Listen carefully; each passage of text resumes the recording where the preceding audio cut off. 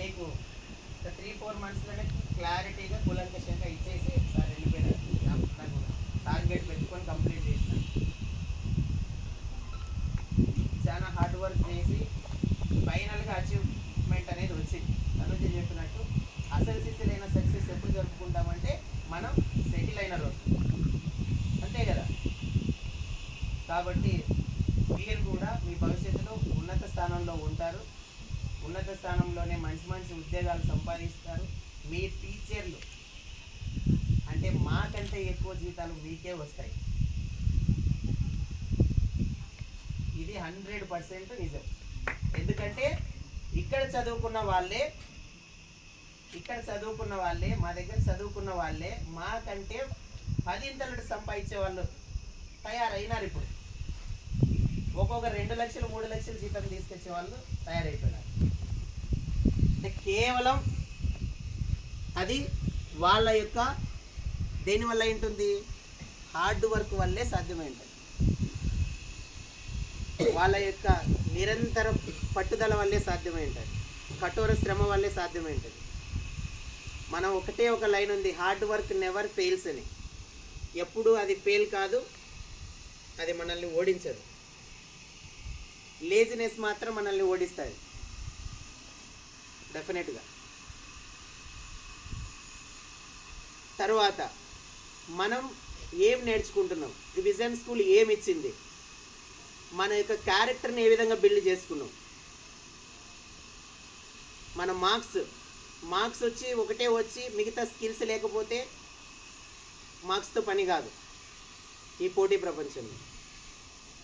దాంతోపాటు additional qualities ఏమున్నాయి మనలో, మనం ఈ సంస్థ నుంచి ఏం తీసుకోపోయినా ఏం గ్రాస్ప్ చేసుకున్నాం, ఫ్యూచర్కి అవసరమైనటివి ఏవి, మనం 10 మందితో ఎట్లా మాట్లాడాలా, మనం 100 మంది ఒక కంపెనీకి పోయి టీమ్ లీడర్ అయినప్పుడు ఎట్లా ఆ ప్రాబ్లమ్ని సాల్వ్ చేయగలగాల. మనిషికి అత్యంత ప్రధానమైనటువంటి బద్ధ శత్రువు ఏది అంటే, 1 సోమరితనం లేజినెస్, 2 ఈగో అసూయ. ఈ 2 ఉన్నారనుకో మనిషి సగం కాదు పూర్తిగా ఫెయిల్ అయినట్లే, ఎక్కడో చోట ఇది అయిపోతుంది. బాగా గుర్తుపెట్టుకోండి, ఫ్యూచర్లో అయినా సరే లేజినెస్ ఒకటి ఉండకూడదు, డిసిప్లిన్ ఉండాలి, టైం టేబుల్ ఏం చేయాలో ఏది. తర్వాత ఇంకొకటి ఈగో ఉండకూడదు. అది ఉంటే మనకి ఎప్పటికైనా వెరీ డేంజర్. అది మూడవది ఏంటంటే మనకు ఉండాల్సిన క్వాలిటీ యాక్సెప్టెన్సీ, ఒప్పుకోవటం, అంగీకరించడం. ఏదేమైనా మనకు యాక్సెప్టెన్సీ ఖచ్చితంగా ఉండాలి. ఎవరైతే అర్హులు అవుతారో వాళ్ళకి మనం క్లాప్స్ కొట్టి ఎంకరేజ్ చేద్దాం.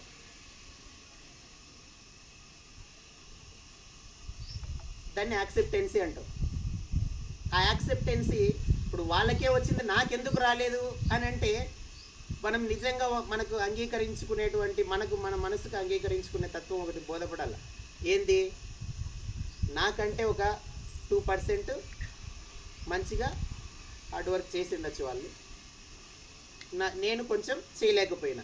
సో మనం సెల్ఫ్గా మనం ఏం చేసుకోవాలా, క్వశ్చన్ చేసుకొని మనలో ఉండేదాన్ని మనం ఒప్పుకొని వాళ్ళకి ఏం చేయాలి, ఎంకరేజ్మెంట్ ఇవ్వాల్సిందే. నీకంటే తెలివైన వాళ్ళు ఈ ప్రపంచంలో చాలామంది ఉండొచ్చు. తెలివైన వాళ్ళకు మనం సెల్యూట్ కొట్టాలి. వారి సొత్తు అది, రేపొద్దున మన సొత్తు కూడా అవుతుంది.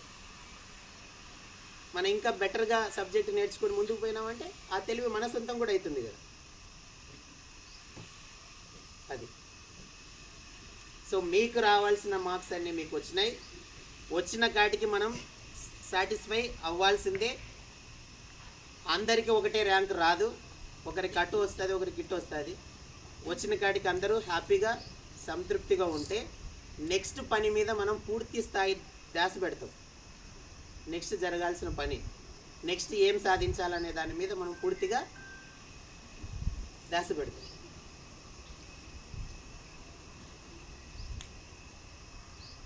మనం దీని దగ్గరే కూర్చొని తవ్వుకుంటూ కూర్చోకూడదు. నేర్చుకుంటూ కూర్చోకూడదు. సో ఈరోజు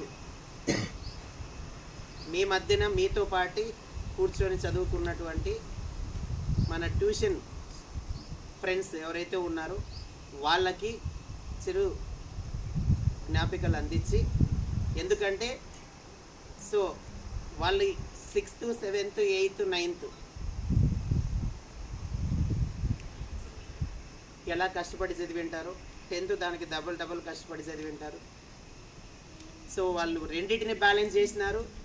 స్కూల్ని ప్లస్ ట్యూషన్ని రెండింటి యొక్క ప్రెజర్ని ఎదుర్కొని, రెండింటి యొక్క అక్కడ సబ్జెక్టు ఇక్కడ సబ్జెక్టు, అక్కడ క్లాసులు ఇక్కడ క్లాసులు, అక్కడ ఇచ్చిన క్వశ్చన్స్ నేర్చుకొని ఇక్కడ ఇచ్చిన క్వశ్చన్స్ నేర్చుకొని ప్రిపేర్ అయ్యి వాళ్ళు సాధించిన విజయానికి మనం గట్టిగా క్లాప్స్ కొట్టాలి అందరి వాళ్ళకి.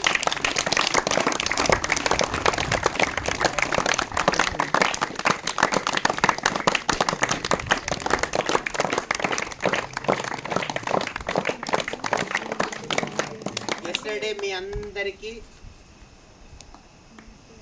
జ్ఞాపికలు అందించడం జరిగింది. అవి గుర్తుంటుంది. ఎవరు కూడా మీకు పదే ఒకటే చెప్తున్నా, మీలో ఉండే కొన్ని క్వాలిటీస్ని మీరు ఖచ్చితంగా రిమూవ్ చేసుకోవాలి. ఈ రిమూవ్ చేసుకుంటేనే గుడ్ హ్యూమన్ బీయింగ్గా మనం కన్స్ట్రక్ట్ అవుతాం. లేకపోతే ఈ కన్స్ట్రక్ట్ కాము. ఈ ఫ్యూచర్లో కూడా ఇబ్బంది అవుతుంది. ఇక్కడ ఏ టీచర్కి ఎవరికి ఎటువంటి డిస్క్రిమినేషన్ ఏమి ఉండదు, అందరూ కూడా సమానమే. సో మొదటగా ఎవరైతే ఉన్నారో అనిల్ 584,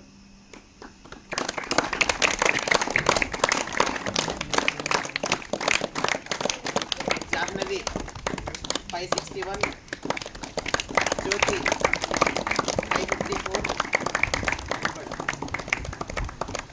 తేజసాయి 548, ఫరీదా 532, రాజేశ్వరి 530, షరీఫ్ 529, మహాగణేష్ 527, కీర్తన 509.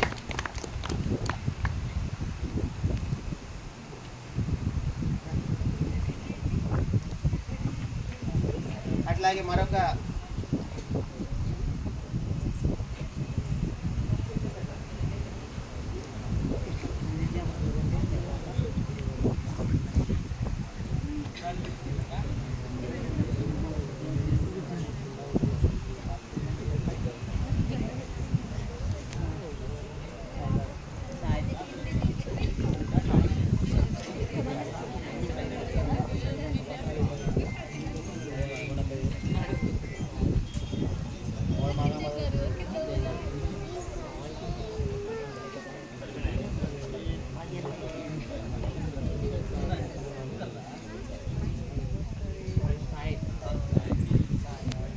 సార్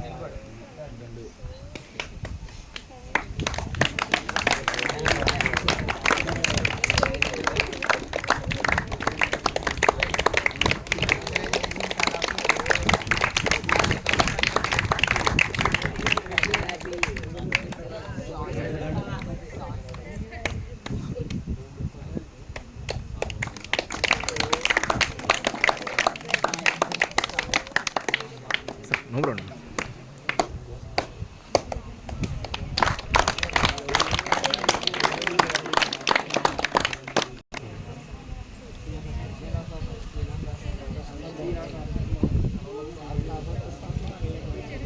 సో మీకు 10th క్లాస్లో మంచి మార్కులు రావడానికి కారణమైనటువంటి టీచర్స్ కూడా మనం ఖచ్చితంగా సన్మానం చేసుకోవాల్సిన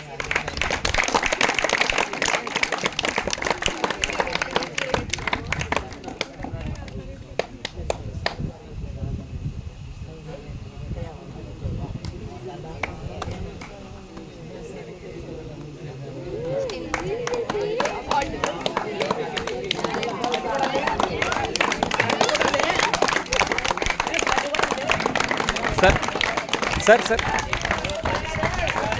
ఇది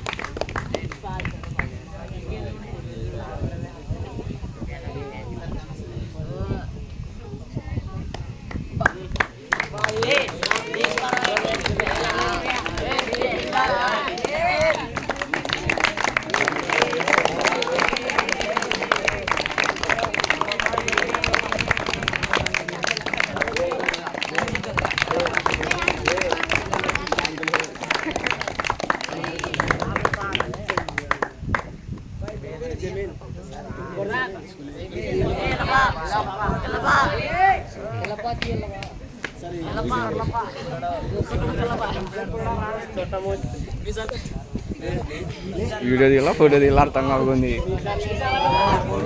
ఫోటోనా వీడియోనా